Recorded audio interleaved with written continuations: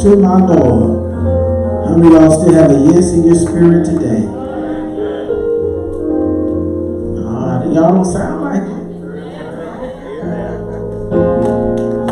I have a yes.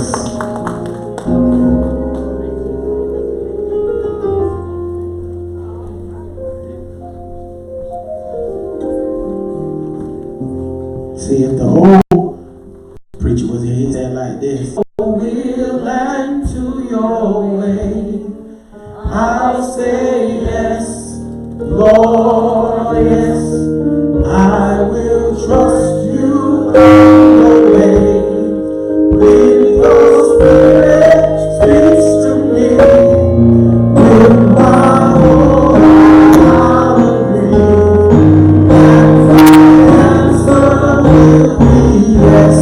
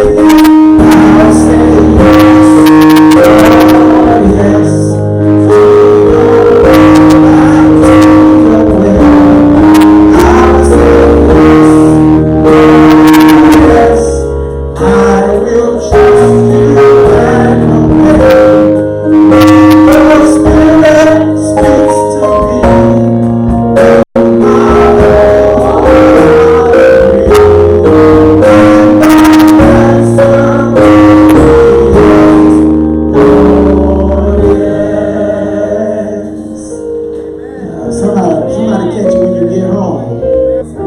I will obey. See, God isn't like man. When you get to fighting over children and you separate, don't live in the same house, you go to the judge and you say you want joint custody. Somebody might get them on the weekend and somebody might get them during the week. Or they might go from house to house. One weekend one house and one weekend the other house. You want joint custody. God says, I don't have any children. I want joint custody with the devil with. Either you gonna be all mine or you ain't none of mine. See, some of us specialize in saying we'll get with him on the weekend. And we'll let him know we're his child and say yes Sunday morning. But by 1 o'clock Sunday afternoon, we acting like a child of the devil again. God says, I either have full custody or no custody. This ain't nothing to play with. If you're going to live for him, you better live for him and live for him for real. Because the enemy still seeks to kill, steal, and destroy.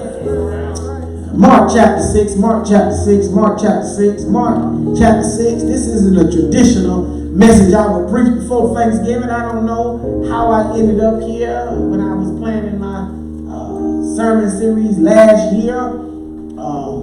And I put this sermon down. I wasn't even thinking really.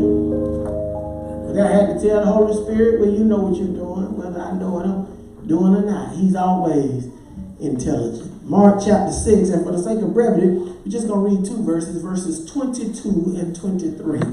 Mark chapter 6, verses 22 and 23. Mark chapter 6, verses 22 and 23. And the word of God reads thus. I'm reading for the New King James Version. Your mind may differ slightly from yours. Verse 22 says, and when Herodias' daughter herself came in and danced and pleased Herod and those who sat with him, the king said to the girl, ask me whatever you want, and I will give it to you. He also swore to her, whatever you ask me, to you. He also swore to her, whatever you ask me, I will give you up to. Who's coming to dinner? Who's coming to dinner? You missed it. You missed it. Ask him as you take your seat. Say, neighbor, don't lose your head. Don't lose your head. At Thanksgiving dinner. Don't lose your head at Thanksgiving dinner. Ushers, you may adjust yourselves. Mike, we pray. Father God, we thank you. We love you. We honor you. You're good and great all by yourself. God, you've been better to us than we've been to ourselves. And for that, we say thank you. God, thank you for allowing our golden moments to roll on just a little while longer. Thank you, God, for allowing us to assemble in your house today. Now, God, bless us with your presence in this place. Have thine own way, for you are the potter and we are the clay. Mold us and shape us after thine own way. Spirit of the living God, fall fresh. In Jesus' name we pray. Amen. It has been said that life is a party. Many people have talked about life being a party, and some of us have been the life of the party. Many times we live our lives from social gathering or exciting event to social gathering or exciting event. We get tired of the mundane, going to work and going to church and doing all these things. And so we have, with great anticipation, when is the next time we're going to be able to celebrate and we're going to be able to, as the young people say, turn up. You'll catch that in your driveway. But we got to be out of our mind. I think I'll argue my case, even if you don't want to hear it. It's tight, but it's right. Most of us, if the truth were told, when it gets time to have a family gathering, you might not have to drink. You just going to enjoy yourself regardless. But you know, it's certain family members who going to tell you it ain't a party unless they can pour it up. It ain't a party unless they can get drunk. It ain't a party unless they can smoke something and get high, because they live their lives in such a way that they want to be inebriated, drunken. They want to be high to enjoy life. And I try to tell them over and over again, why would you come to the party and then get so drunk you can't remember what happened at the party? What sense does it make to have a good time and then hope you can remember the good time you supposedly had? What's party unless they have something to intoxicate them to make it even better? But beloved, my brothers and sisters, don't get too caught up, because I know you're thinking about them smoking that weed and them drinking that alcohol and them drinking that liquor is the only intoxication that there is. But some of you, if it wasn't for the food, you wouldn't come by. If they told you we just gonna have soda crackers and water, you decide to stay home because that ain't your type of party. But when they told you they got some wings and some meatballs and they're gonna put some stuff on the grill, now you have come over there, and if we look over there in the corner after you have eaten, you look just as high as those who smoke the weed, because yourself into oblivion and not even recognizing that anything you do that takes your mind and your body away from the experience is hindering you from truly enjoying life. And I came to tell you this week, as you get ready to approach Thanksgiving, don't lose your head, and make sure don't nobody else lose their head. Make sure you have a good time. But if you don't have a good time, there are 4 quick warnings. There are 4 quick break. You got to be careful, because there are 4 things you got to watch out for. The first thing you got to watch out for is there always going to be hidden hatred. Say hidden hatred. Hidden hatred. Watch verse 17. Watch verse 17 in the text. Watch how the text moves. For Herod himself had sent and laid hold of John and bound him in prison for the sake of Herodias, his brother Philip's wife, for he had married her. Because John had said to Herod, it is not lawful for you to have your brother's wife. Therefore Herodias held it against him and wanted to kill him, but she could not. Watch this. Let me paint the picture for you. Herod Antipas, the ruler of the Jews at this time, he was a Roman, but he was over the Jewish settlement, and he was doing what he wanted to do. And he had taken Philip, his brother's wife, and made her his wife. And John the Baptist, the forerunner of Jesus. Y'all know we coming to Christmas, don't you? Y'all remember John the Baptist, don't you? You hadn't been to Sunday school, so you don't know. John the Baptist is Elizabeth and Zachariah boy. Keep your mouth closed until the child is born, and when the child is born, you're going to proclaim that his name is John. This is going back to Sunday School 101. You learned this in your junior Sunday school class. You didn't have to go to the teens or the adults. You should have have learned this in the junior Sunday school class. And John the Baptist was in Mary's womb, and John the Baptist was in Elizabeth's womb, and Elizabeth came to Mary, and the angel had told Mary she was going to give birth. And when Elizabeth came and told Mary that she was going to give birth and bear claws, and he was eating locusts and honey. He was a strange brother, but as he went out, he preached and told them, behold, the kingdom of God, heaven is at hand. The kingdom of God is at hand. Repent, for the kingdom of God is at hand. And remember, they talked about John because John didn't dress like a preacher. John didn't look like a preacher. John didn't drive a Mercedes or a Bentley or BMW. John probably pulled up in a broke down Pinto, got out with his suit a little tattered and raggedy, and came up to the sacred desk, the book board, opened his Bible, said, I'm preaching the same sermon today that I've been preaching for 30 years. After we telling them, behold, the kingdom of heaven is at hand. You remember John, don't you? Y'all got to help me out just a little bit. You remember when Jesus was walking on the streets on the coast of the Jordan River, and there John was baptizing at the Jordan, and Jesus came up to John and said, you need to baptize me. And John said, hold it, I know who you are. And it's no fulfilled that the Son of Man shall go this way. And the Bible said that John the Baptist dipped Jesus in the water. Y'all do know that's why we call Baptist, don't you? Because you got to go in the water. Ain't got nothing to get nobody at the Catholic Church, the Methodist said that Jesus went under the water, and immediately coming up, we saw the triune God for the first time in Scripture, for that was Jesus in the flesh, the Son of God. The Holy Spirit descended upon him like a dove, and a voice from heaven saying, this is my beloved Son, in whom I'm well pleased. Y'all do know John the Baptist, don't you? I'm trying to paint the picture of John the Baptist. John had disciples. They were following him. John, you're preaching the gospel, you're going to upset some folk. You're going to make some folk mad. And so Herod said, John, how can you tell me that I'm in sin? I'm the king. You can't tell me that I'm in sin. I am the king. But John stood flat-footed and told him, I am a servant of God, and that what you have done is not lawful to do, and Herod knew that John the Baptist was a true man of God. So he said, I'll put him in jail, but I won't kill him. I ain't no fool now. I don't want to be the enemy of God, but lock him that other folks should be locked up for lying on them, because they're in power. They think that instantly whatever they say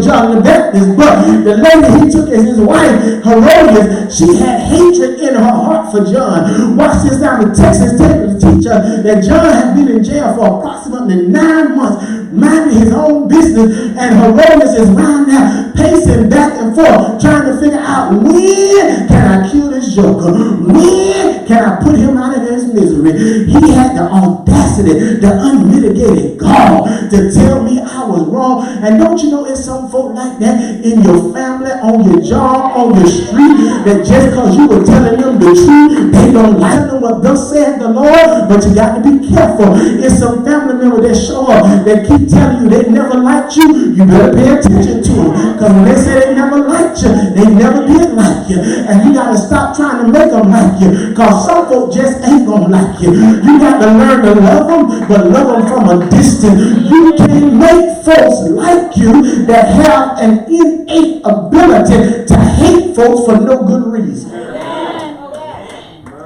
Getting ready for Thanksgiving, you're going to put your feet under somebody's table, and it might be somebody there or other. Be watchful. That's why Jesus said you got to watch as well as pray. Don't be so crazy. Don't be so content to think that folk won't try to do harm to you. And what happened is, as they got ready to go to dinner, there was somebody in the midst of them that had been plotting to get John. And you got to be careful when you're around folks who plot and scheme. You've been sitting here listening to this, your home girl talking about how she going to get this other girl for 3.5 years. You just been listening. And then y'all fall out and you think she done got over it. If you sat there and listened to how much stuff she was going to do to the other girl, don't you know that since you told her, you got to be careful. Because some folks are just straight low down. Some folks ain't nothing you can do. Since the first day I saw you, I said, well, you know what? You're a child of the devil. He said, well, I'll be a child of the devil, but I don't like you. I said, well, you just admitted it. Because the Jesus in me. Well, I can't say it, love the Jesus in you, because you ain't got none. Amen. But that made him even worse. But you sometimes got to let people don't like you. But you got to be careful not to become what you hate. Amen. You can't render evil for evil. Because you nullify the grace of God. Amen. I don't know, do you see hidden hatred? But second, we got to see holiness here. Say holiness here. Watch verse 20. Watch verse 20. Watch what happens. Watch what happens. Verse 20. For Herod feared John, knowing that he was a just and holy man. And he protected him. And when he heard him, he did many things, glad that he had been in John's presence. Herod knew he was a just and holy man. Herodias wanted him dead. Because I know that this is a man of God.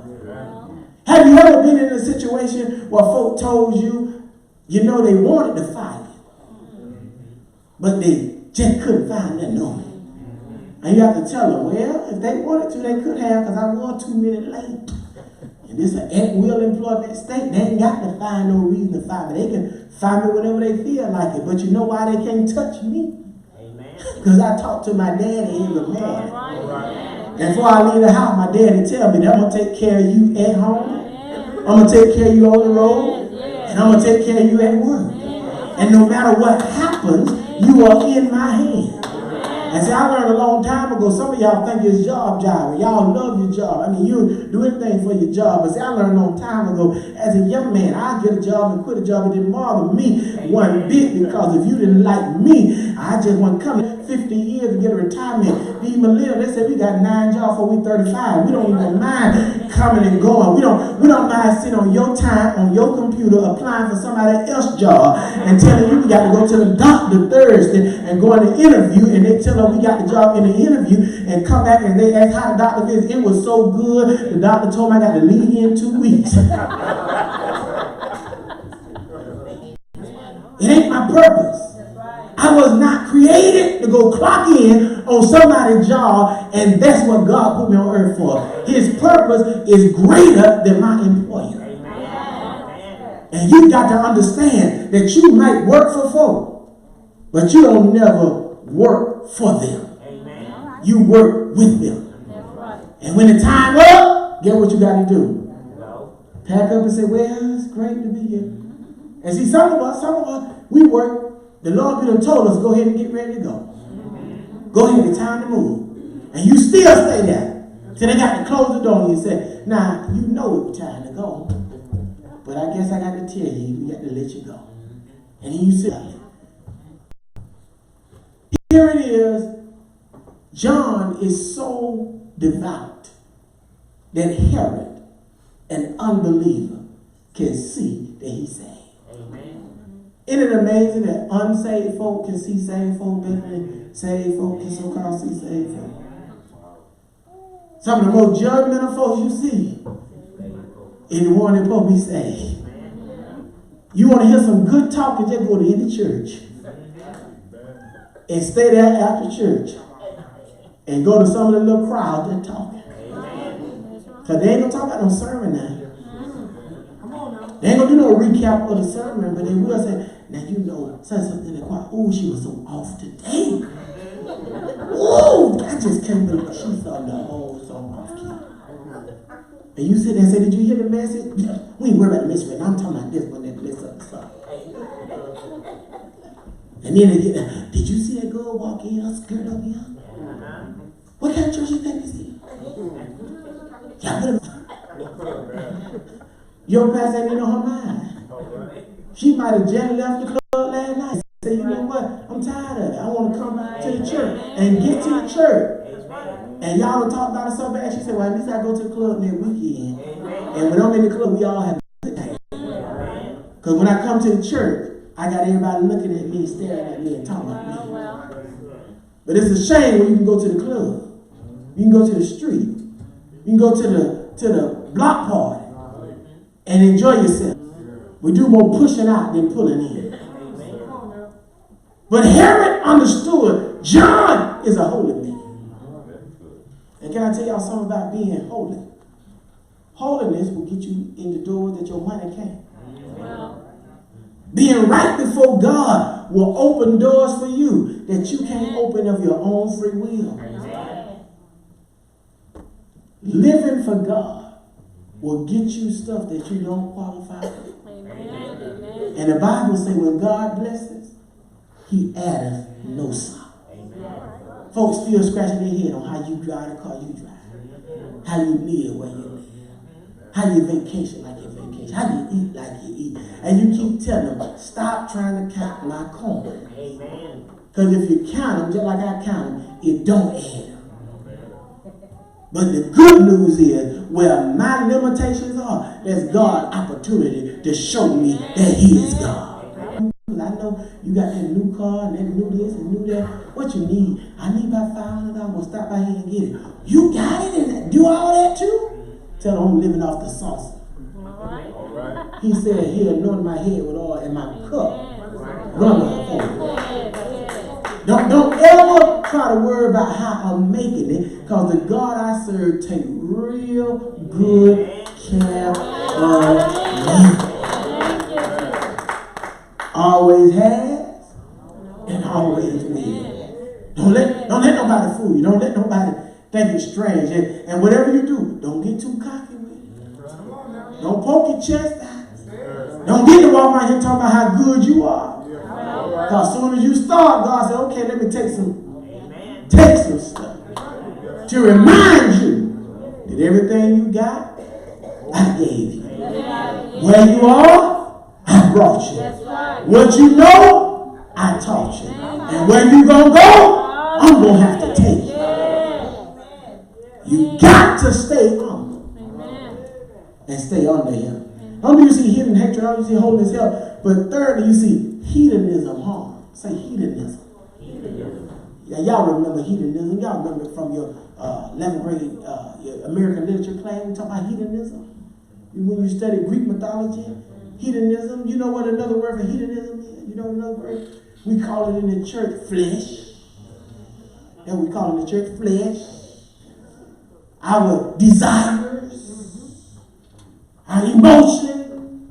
Watch what happens in the text. Watch what happens in the text. Watch what opportune day came when Herod, on his birthday, gave a feast for his nobles, the highest, and pleased Herod and those who sat with him. The king said to the girl, ask me whatever you want, and I will give it to you. Stop, full pause. Wait now. Here it is. The king's birthday comes. The king has a feast. The nobles, the high officers, they come. They enjoy themselves. And his stepdaughter comes in and dances for him. Okay, y'all missed it. And wind the table. You, watch this. Somebody he should always see as a child comes in and dances for them. Now, yeah, I can't say it like I want to say it, but Magic City.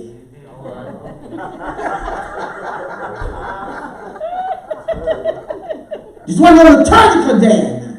Wife's child. How perverted can you be? Amen.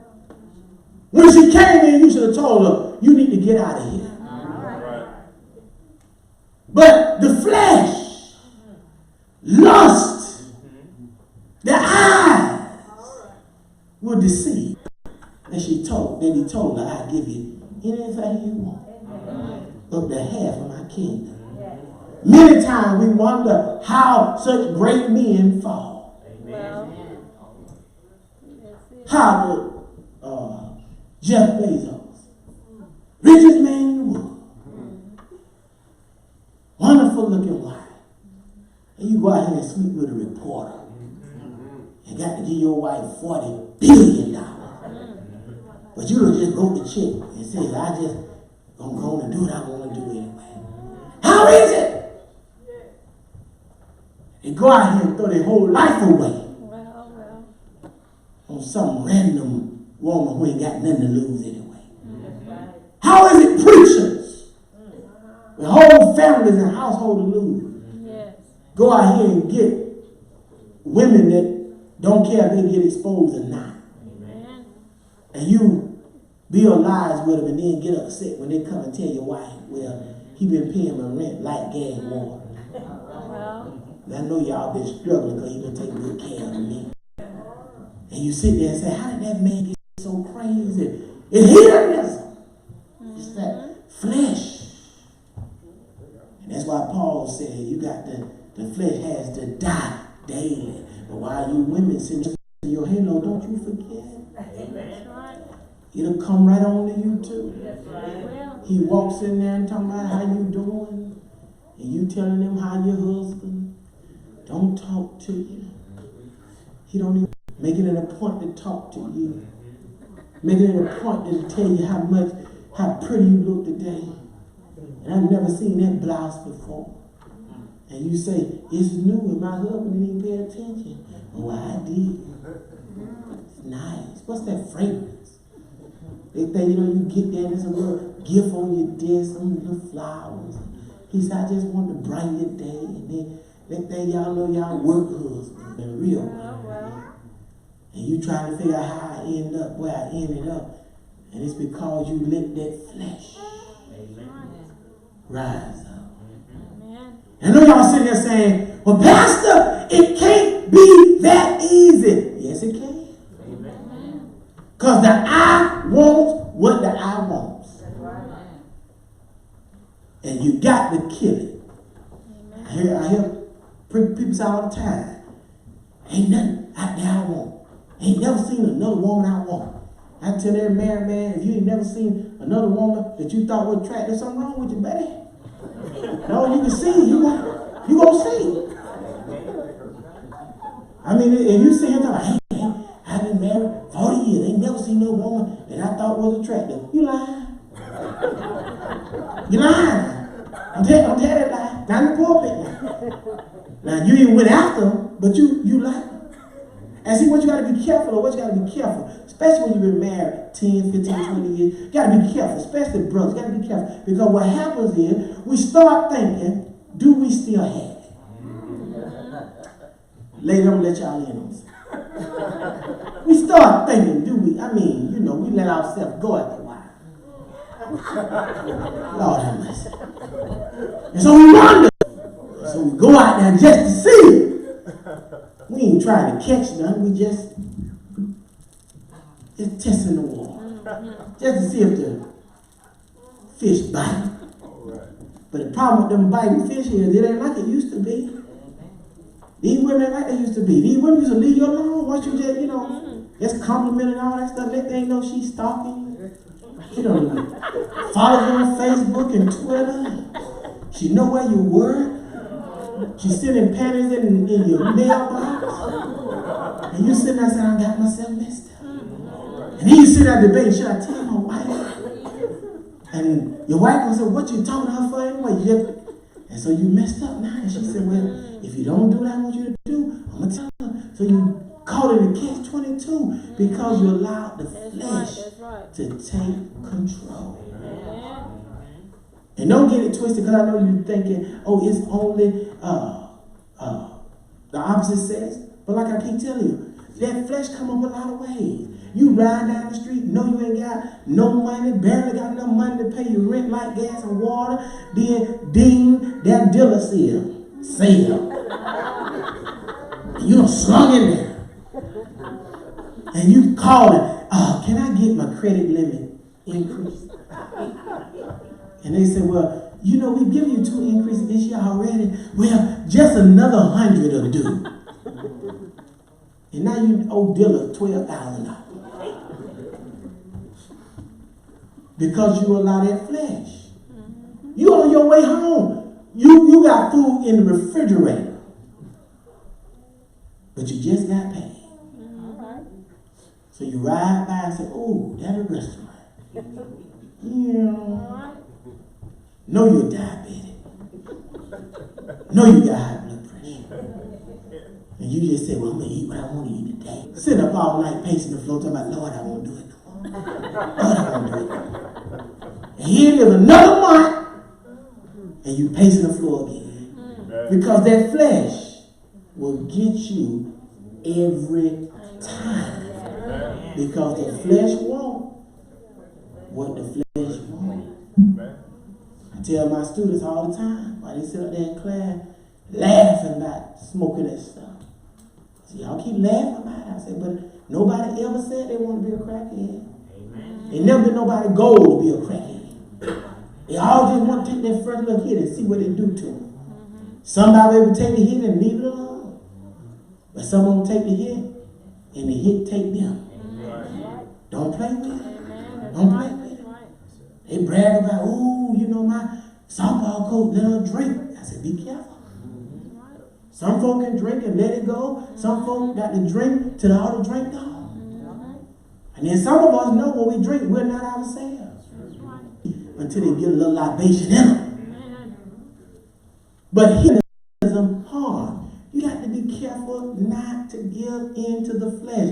And can I tell you something? When we have family gatherings like Thanksgiving and birthdays, the flesh is on parade. Got to be careful. I used to tell some of the old men at our family picnic, they look at them young girls, I said, they all your cousins. They can't be all mine. They ain't in this family.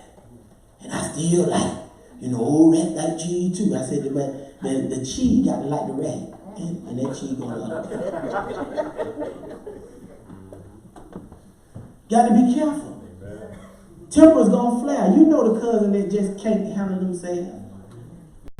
You know the one that going to cut the food every time. Every time you see them come, you say, man, hope they eat and leave. But you know, some going to upset them. Y'all ain't never like me. Because of this. This is why. But that flesh will rise up. And you got to be careful. And y'all know I live in Macon, Georgia. Little old Macon. You got 144,000 people in Macon. And we've already finished murder after murder after murder. And most of the murders are based on emotion. People are angry and upset, and they don't think things through. You were never intended to make a decision based on your emotions. You have to heed to your head. You have to heed to your head. Watch what it says in verse 26. And the king was exceedingly sorry, yet because of the oaths and because of those who sat with him, he did not want to refuse her. Immediately the king sent an executioner and commanded his head to be brought, and he went and beheaded. Herod, in his emotions, said, I got to do it because I promised I would give her anything she wanted, up to half my kingdom. But you were never meant to make decisions based on emotion. Well, ain't you supposed to get married because of love? I said, take more than love. Hold the marriage together. So if that's all you got, I'm going to tell you, you got to go back, player. I go to the courthouse. Go to the courthouse. You don't have my name on that. Because it takes more than love for a marriage. Amen. And then we said you spend 9 months to 2. That ain't going to work. You're never meant to make decisions based on emotion. You get upset at work and you don't quit your job. And now you got to figure out how you're going to go home and tell your spouse, I quit. Because they got on my nerve. Well, he going to get on your nerve. Or she going to get on your nerve. You going to quit that too? See, we were never meant to make rational decisions based on something as irrational as our emotions. You know why? Because our emotions change. Now, the brother can attest to that. Any brother been married to a woman more than, been on more than 2-3 months, you know, them hormones get them emotions all out of whack. Some day you don't even say nothing. You just step on it. You say, okay, it is what it is. And you got to creep around the house for them 3 or 4 days till they come down. I try to run to the store, get some ice cream or something, cool it out. Because the emotion get there. But you have to learn to work through your emotions. But one of the things that mess us up as a people is we don't believe in mental health. So we walk around not being able to control our emotions, and then we become toxic, and then we pollute those around us, and they become toxic. And then next thing you know, your whole family toxic, your whole church toxic, and everybody saying, just pray about it. No, you can pray, but go see a therapist. You can't go to work. You can't deal with people. It's time to go talk to somebody. Amen. And that don't mean you'll have faith. Because I got plenty of faith. I got plenty of faith. But the third Thursday every month, I also got an appointment with my therapist. And she always says, you ready to unload? I said, I'm ready to unload. And she get to writing. I said, don't write this stuff down. If I say any name, don't write the name down. You just got to get it off of me. Y'all say it explode nobody at the church, and don't explode with nobody at the house. Because I make sure I deal with me. Most of our family conflict is because we have unresolved issues. That instead of dealing with them, guess what we do? We let it build and build and build and build. And the next thing you know, it's on and popping. You got to call the police for your own family to deal with the emotion. And one thing we have to learn, and I'm through, I'm closing the Bible. I'm not hooping because it's hot. And I'm fat. You'll catch the hitch driveway.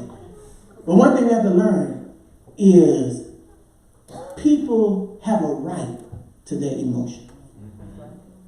And you can't tell other people how they should feel. You can't. You got to let them process their emotions.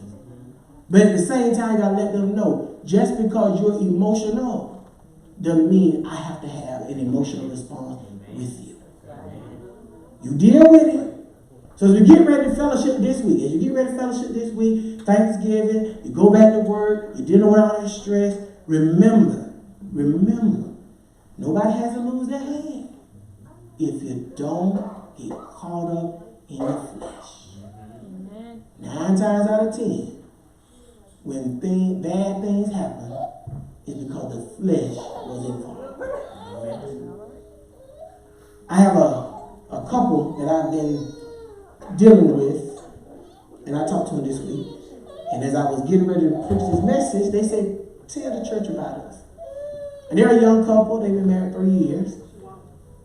And their biggest frustration with each other is that they weren't getting from the other one what they wanted to get out of it. They said they just weren't getting it.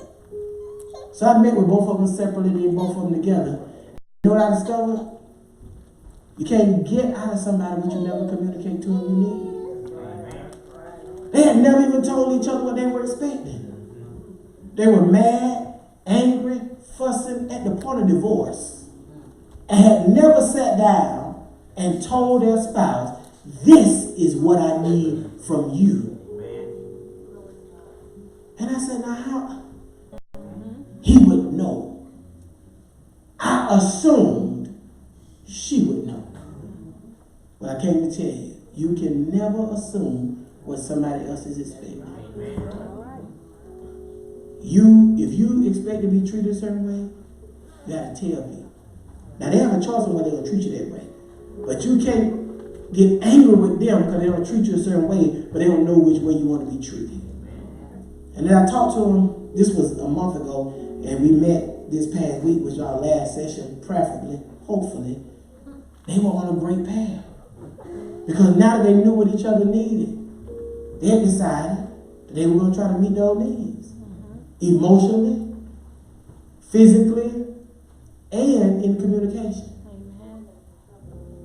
But you got to understand that you have to be able to manage emotions. You got to.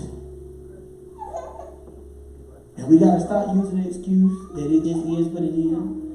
Our family always have been hell raised. You don't have to be. That's right. You don't have to be. And most of the reason they raise their hell is because they can't communicate. If you can't communicate, you have to fuss. You have to cuss. You have to argue. Say what you got to say and let it go. Well, Pastor, you don't understand. That still come all the way from my great-great-granddad. He did this. I said, now it should die. Open your mouth, communicate, let it be known, and let you have fruitful, productive fellowships and relationship with the people around you. While we're standing,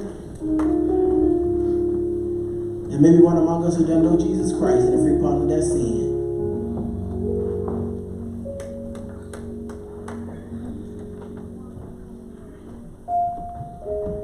I want to let you know there's nothing better and turn your life around. You ought to know it. Get to know him.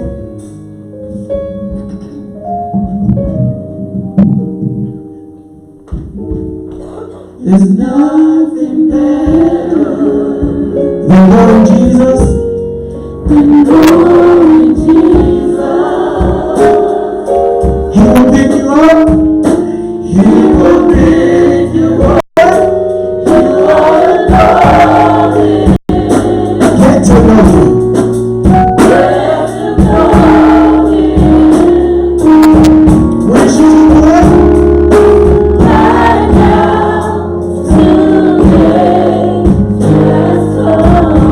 One more time. There's nothing better.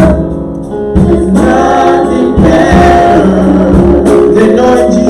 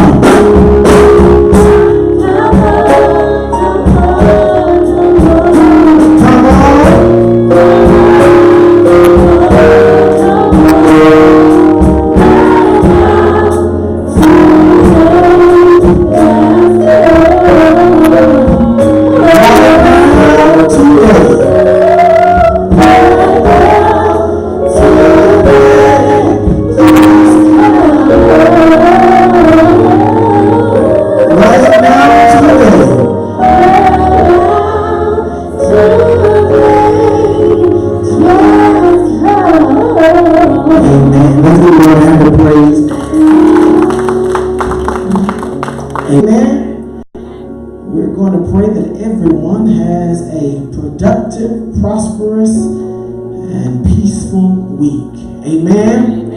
If you don't have anyone to share Thanksgiving with, again, you can come to the theme school. Starting at what time? Is it 11? 11. Starting at 11 for Thanksgiving dinner.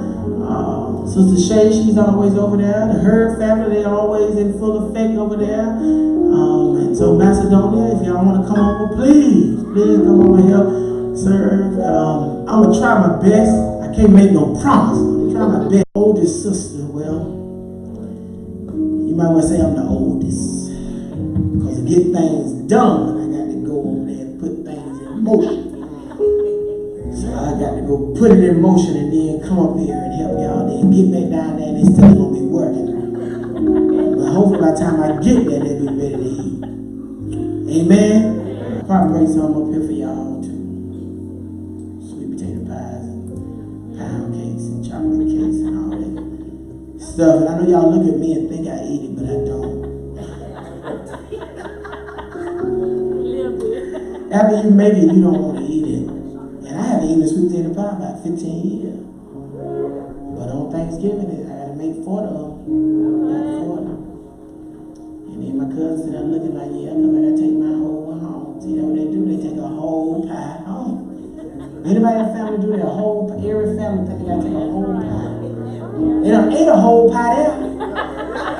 Then they want a whole pie to take. But ain't nobody trying to help bake. My poor oven get turned on Tuesday, don't get turned off the Thursday morning. And like my wife said, I don't want to see the light bill. Oh, some of y'all never laugh. It's okay. We're going to get ready to get out of here. They're having a birthday celebration for Reverend Norman Smith today in the basement, immediately following worship. Y'all want to come down for the birthday celebration. And y'all know we celebrate all birthdays on 4th Sunday anyway. All birthdays on 4th Sunday, so we got the cake and they're going to have dinner.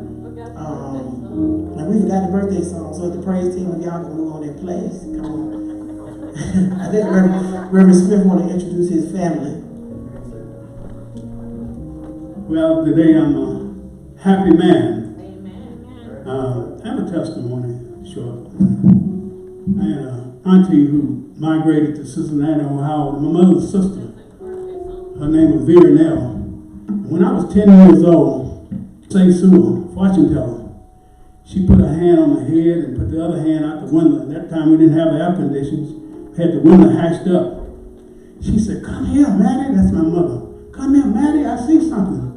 This boy is not going to live to get 20 years old." Today, I'm 84. She been dead a long time ago. So, I'm happy to be here today.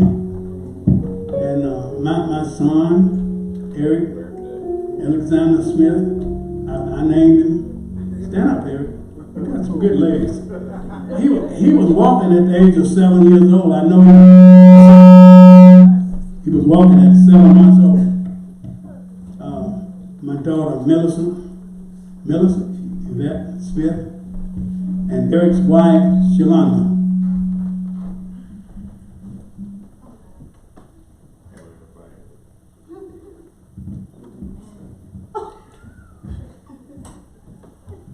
Like my father said, my name is Eric Smith. I don't get a chance to see him much, but I want to come down on this day to help him celebrate his 84th birthday. Amen. Right.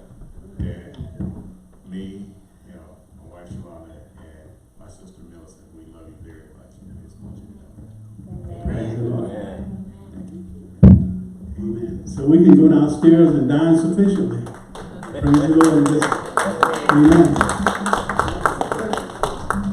Amen. Shall we stand? Shall we stand?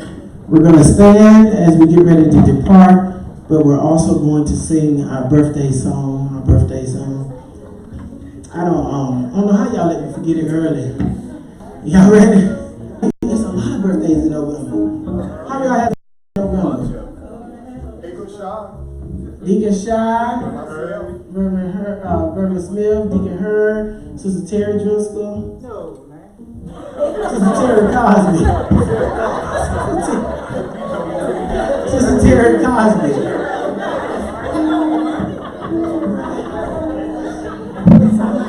Markayla Brown. Caden had a birthday in November. So everybody had a birthday in November. Wave your hand again. Y'all ready? We're gonna sing a birthday song. We're singing happy birthday. We're singing happy birthday to you. Happy birthday to you.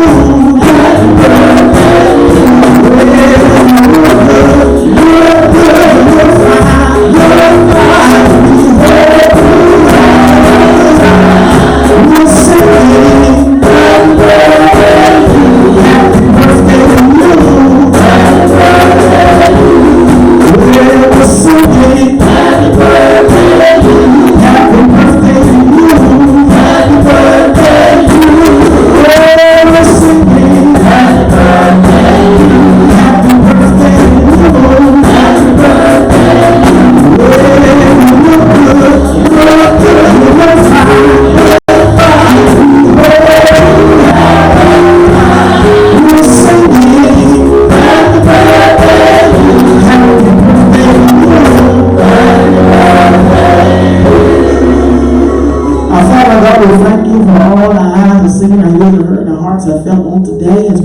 depart from this place. Father, we pray you never benedict us from your presence, but keep us forever in your care as our most sincere prayer. Bless those who came today, God. Bless their going out, bless their coming in, bless their uprising, bless their down setting. God, bless those who had a desire to come but could not. Bless Deacon Freeman and Deacon Franklin, God. Touch them and continue to heal their bodies and work in them, God. We pray for Sister Betty and her brother. We pray for the bereaved families near and far. God, as we depart this place, we pray that you will send your ministering angels to be with every bereaved family. Thank you for traveling mercy, traveling grace. You've been better to us than we've been to ourselves. And for that we say thank you. Oh God, bless the food that has been prepared for the nourishment of our mortal bodies. Sanctify it now. In Jesus' name, now unto us, and otherwise, God, our Savior, be majesty, dominion, and power, henceforth, now, and forevermore. And the people of God said, amen, amen, and amen. Hug somebody and tell them you love them as you leave and make your way downstairs.